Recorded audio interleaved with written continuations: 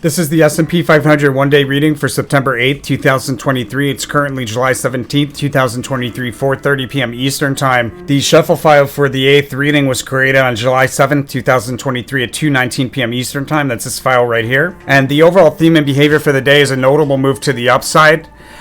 When I was looking at this earlier, it just occurred to me that there's a correlation to the Lust card here on the 8th. We also see the Lust card here on the 8th, so there's a significant move here at end of day.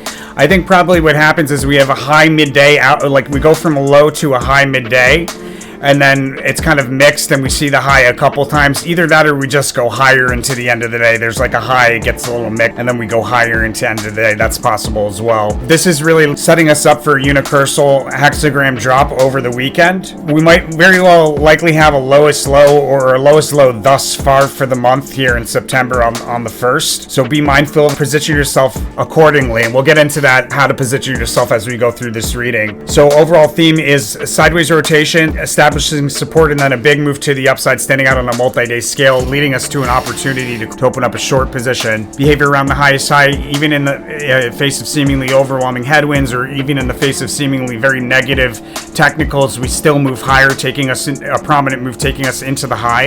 And behavior into the low, we have 3 pokes through the same price level, followed by a sharp decline off of that 3rd poke, and it's nullified somehow. So chart behavior somehow today will make the movement into the low or the drop that we see after those 3 pokes somehow irrelevant, or it doesn't take place. It's hard to say. I think we might see 3 pokes towards the end of the day, and then over the weekend we have a sharp drop. In the pre-market, we have sideways rotation and a sharp drop that stands out in that period of sideways rotation. We revisit a support level in that sharp drop that we recently met once before, and then right around the open we have that sideways rotation. Out of that sideways rotation, there's a big move higher, successfully turning resistance into new support, and then volatility in the first half hour that ends with a fast sudden move higher. It looks like volatility and a trough around 10 o'clock, followed by a fast sudden move higher that marks the end of that volatility and takes us to the upper end of a range, and a peak or crest around 1045, 1050.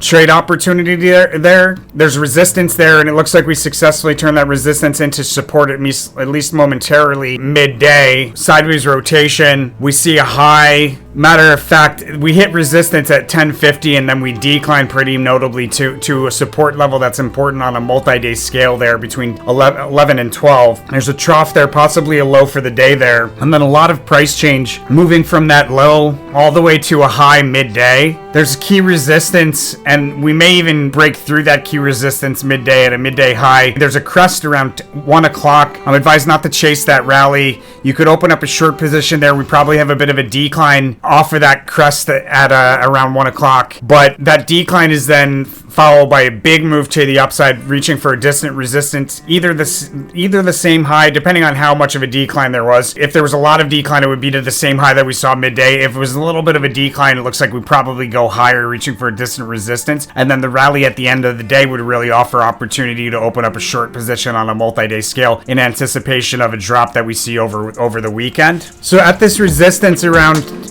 10:50, 11 o'clock, you could open up a short position, close that short position at a key support level around 11:50, at a key support level important on a multi-day scale, and at that time open up a long position, and you could close a long position when we have a big amount of movement midday, reaching for a distant resistance and a high for the day. Midday, you could close that long position, and then I would wait till end of day to open up a multi-day short position. And that's the S&P 500 for September 8th, 2023. Guys, please follow the rule of karma. The channel needs your support. As always, make sure to follow the rule of karma, or this information is going to no longer be free. That's the way it happens. We love to keep this free, but we need your support, so please make sure to do that. And you do so here at the resources tab of our website, Tarot for Traders, where we expect that you're donating 5% of the profits that you make from this information forward to one of these charities. Just click here, any of these charities. Real easy to do. It's only 5%, and then make sure to send 5% of the profits that you make from this information back to the channel here at one of these links. If you're international, you can use Wise. It's a great app. If you use this link here on the Wise app, you can open up a free account through my referral link, and that leaves you with 90% of the money. Make sure to spend that money out of love. As long as you do that, the universe is going to send it back to you tenfold through this channel, my friends. I'll see you guys on the next one.